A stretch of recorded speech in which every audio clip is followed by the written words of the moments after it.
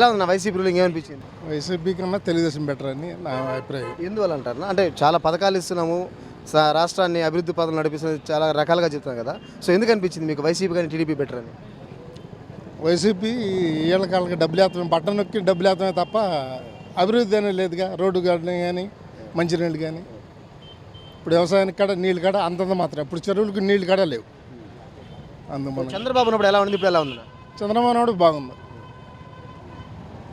రాజధాని డెవలప్మెంట్ కూడా ఆయన వచ్చే చేస్తాడని మా అభిప్రాయం. అది ఇక్కడ గుడివాడలో ఈసారి వైసీపీ టీడీపీ తరపున ఇద్దరు పోటీ చేస్తున్నారు, ఎవరికి ఛాన్స్ ఉందంటారు? రామయ్యకి వెళ్తాడని అనుకుంటున్నాం.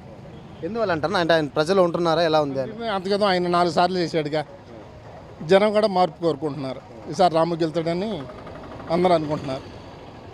మాకు కూడా రామయ్య వస్తే బాగుంటుందని మా అభిప్రాయం. వస్తుంటారా, జనాలు కలుస్తుంటారు? వస్తారు, ఇప్పుడు ఇంటింటికి తిరుగుతున్నాడు.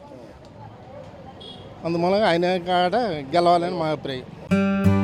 Please like and subscribe Eagle Andhra.